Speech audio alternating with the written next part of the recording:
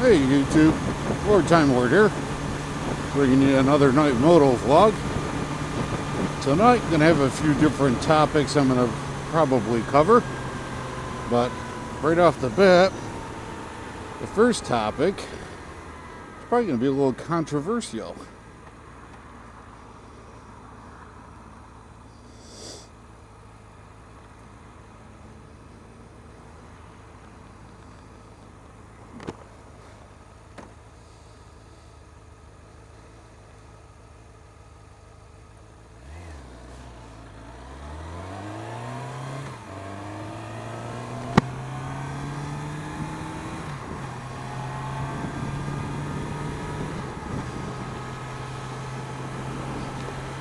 And the first topic, which I really don't hear any moto vloggers talking about, is this is mainly addressed to the moto vloggers here in the United States, is how many of you guys exercise your Second Amendment right to bear arms and carry a firearm to protect yourself and your loved ones?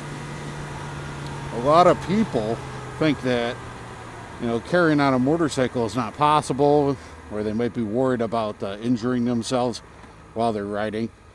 And there's a few different ways you can mitigate that. Obviously, a good holster is the most important, but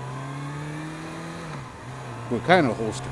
You know, do you want to use just some kind of holster that you can use in your tank bag, just to hold your pistol and keep the trigger safe?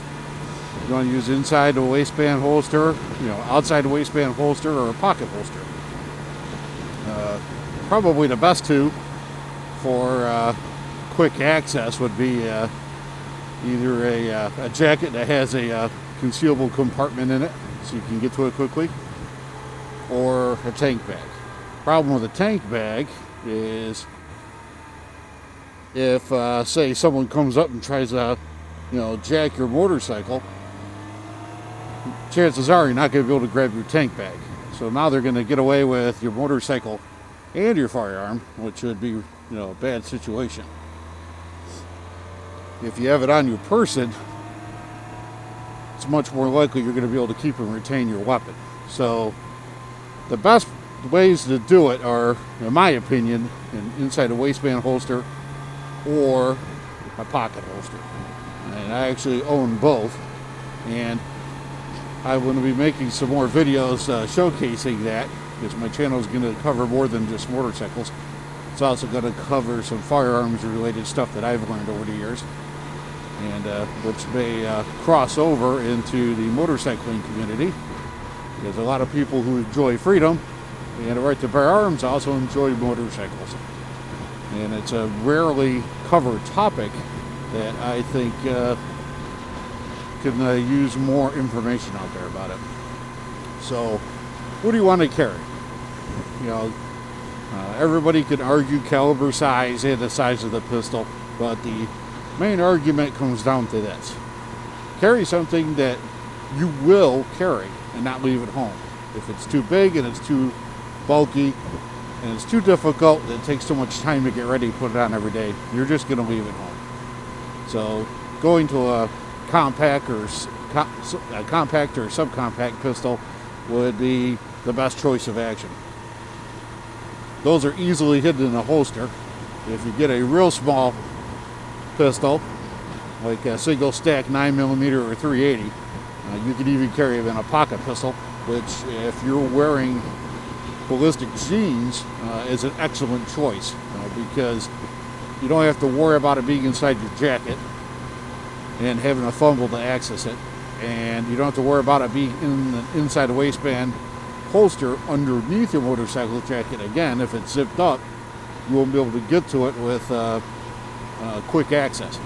Meanwhile, a pocket holster you can access immediately just by reaching into your pocket. And yeah, that's right, buddy. Stop at the stop sign. So pocket holster is the best way to go if you want quick access. Tank bag is equally quick access, with the negative I mentioned before. If your bike gets stolen, it might get stolen with the tank bag on it, and the bad guy's going to get away with it. I have a single stack 9mm I carry in a pocket holster in my dominant hands pocket, and in the other pocket I got a holster for a spare magazine. And depending on the state, you can either carry around in the chamber or not. Where I live in New York State, you can carry around in the chamber, so I do so. Everybody goes through the same thing when they're new, when they're first carrying. General rule of thumb is practice carrying at home and wearing your holsters or the unloaded gun. Once you get used to that, carry the gun loaded but without a round in the chamber. And then once you are truly good and used to handling the firearm, then carry it with one in the chamber if your state law allows it. It was commonly referred to as +1. The 9mm or 380 is a good choice. Both can have very stout rounds, which are more than enough for self-defense against a human. Against other furry critters, maybe not. Against a bear or anything like that, you need something bigger like 10mm. But it would definitely help to have even a 380 on you person and have it ready to go and then have nothing. So that's the whole name of the game. Do your research and make sure that you have something that you're going to carry. And I actually recommend that people start the opposite way a lot of people do. A lot of people say get a full-size gun and train at the range, which will wipe out your money. I recommend getting the pocket pistol and a 22 caliber pistol first, because you can buy both of those for the cost of a large caliber handgun, and you'll be able to practice with 22 ammo, and you'll also have the other firearm. And then once you get proficient down the road, if you want a fuller size pistol, then you can go purchase one after you've gotten accustomed to what you got. And no matter what you have, you got to practice with it, and you got to become proficient with it, and you got to be good at it. And there are a lot of guys I see at the range that do not emphasize quality training or safe training. And the number one safety factor is what's between your ears. As long as you are smart and you're safe and you always follow the gun safety rules, then you should be fine.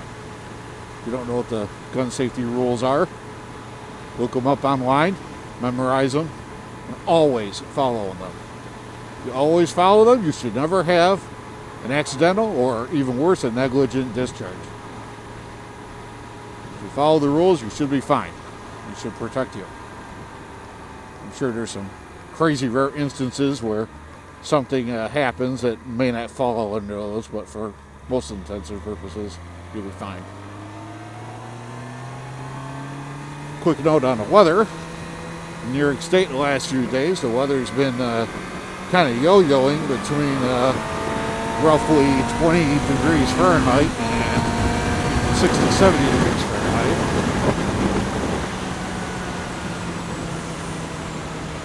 And currently it's in the high 60s.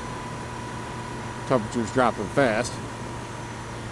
The best part about the beginning of the season is there's no bugs. The worst part is that a lot of people just are not used to seeing you yet, so you gotta assume they don't.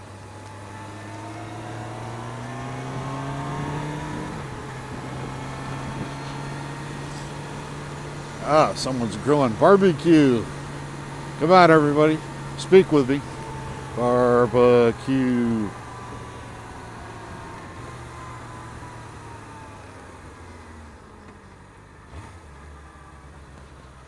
Here we go. Let's paddle behind the guy. Paddle, paddle, paddle, paddle. It's easy to get distracted in a motor vlogger because you got to pay attention to traffic. So, on a quick sidebar on that, I notice an enormous amount of motovloggers don't keep both their hands on the bars for quite a lot of time when they're going down the road. Even if they're going down a straightaway with nobody around, you know, that makes sense. You know, you're on a straightaway, there's nobody around, there's no cross traffic. You know, you want to wave a hand in the air, yeah, go have at it. But I see a lot of vloggers talking in traffic with their left hand off the bars, sitting fully upright. Just, they're not going to have a reaction time they need to react to something if it's close range to them. You know, keep your hands on the controls, guys, as much as possible. Stretch them when you need to, but, you know, pay attention to what you're doing. You know, first and foremost, ride safe, you know. Don't get yourself in an accident. Wreck your bike or wreck your body. And then if you watched my videos from the other day, I was taking these roundabouts at a decent clip, about 30 miles an hour, 35 miles an hour. Speeding almost 45 through here. And my ex-firefighter spidey sense is tingling here. I'm smelling a structure fire. Where is it? It's definitely not just wood. That's other stuff. It's an unmistakable hodgepodge smell of a house fire. It's got to be one in my area here. So, getting back onto the firearms part. If you carry, keep it concealed. I was watching some videos recently. Some guys were in a state where they do allow open carry. But they had either no jackets on, or their jackets were loose, or their t-shirts flapping in the wind, and everybody and their uncle could see their pistol. The best bet to do is to not let the bad guys know you have it. If it's a state where you can carry concealed and you got the permit.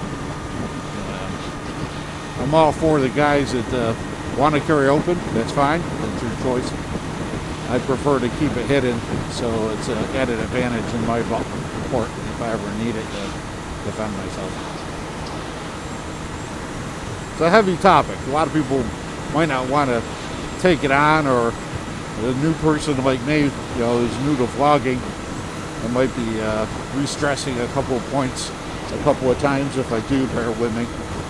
I'm trying to keep a good flow of talking going here without becoming redundant. But the best thing you could do is carry as close to 100% of the time as you can. And pocket carry is a good way to do it because it's very quick to put into action, and you won't have to worry about it being heavy and clunky and leaving it at home. Now, smaller frame people may have a hard time carrying pocket carry. You know, someone that's probably, you know, 5'5" or shorter. I'm taller. I'm 5'10", so I wear 32 inseam pants.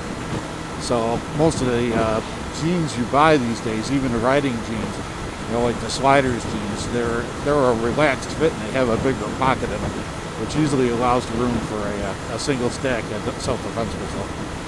So you can carry it in your pocket, and you don't carry anything else in your pocket with your firearm, and your other pocket with your spare magazine. You don't carry anything else in there either.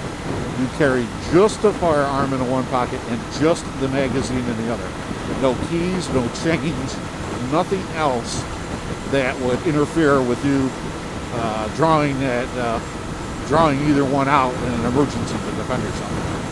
And if you have a range that allows it, the practice shooting, or one of the competitive shooting sports like IDPA or IPSEC, a lot of those ranges that have that generally have what they call a red card range, which is separate from the standard range, and it allows you to shoot on the move, draw from a holster and shoot, and do dynamic moving. So you're not just standing and shooting at a piece of paper. Because when things go bad, you know, the bad guy doesn't stand still, and the good guy shouldn't either. Because as we all know from our first-person shooters or playing video games growing up, that stationary targets make great targets. The guy that's running around back and forth and jumping all over the place, he's hard to hit. So make yourself a hard target to hit, but meanwhile practice being able to hit your target while you're moving. Move fluidly, practice, get your muscle memory down, thousands of repetitions, and that's where the 22 comes in handy because it's inexpensive. If you want to go even cheaper, you can buy a quality Gas-Blowback Airsoft pistol, and you can be shooting for, about 1/2 of 1 cent per shot. You can buy yourself a bag of 10,000 airsoft pellets and a couple of 1-pound propane tanks and an adapter to recharge your magazines, and you can shoot for weeks before you need more ammo. And it's only $20 worth of ammo. It's by far the cheapest way to train that's realistic, because the Gas-Blowback kind of kicks about the same as a .22 pistol. So it gets you used to doing mag changes, guns running dry, stuff like that. If that stuff's too complex for you, you can always go with an old school wheel gun and a revolver for people that don't know what a wheel gun is. And revolvers always work, and the newer revolvers that don't have a hammer or a hammer that's internal can be shot from your pocket. So if you were carrying it, say, in your front coat pocket, and you needed to defend yourself, you don't even need to take the gun out of the jacket. You can fire right through your pocket, and there's no danger of anything getting caught on the fabric of your jacket like a semi-auto would slide. So I hope that I've given you a few topics and ideas with an overview of pistol use while riding a motorcycle. Most of us would probably never try to carry a rifle while riding a motorcycle. It'd be really difficult to do so without a rifle that can break down. The only exception I could think to that would be places where a four-wheeler or a tricycle motorcycle is okay to use on the roads. And if I had ever had to own something like that, like say a Can-Am Spider, I'd probably have one of those rifle carrying cases you see that they sell for the four-wheelers for hunting guys. I'd probably use one of those on a Can-Am to get my firearm back and forth to the range when I shoot my rifle. So I think that's about it. Don't want to be too long-winded on this vlog. And we'll see if I can think of another topic or two tonight and do different parts. I'm going to try to keep the parts separated so you can just hear about certain topics that you want to possibly listen to. Talk to you later.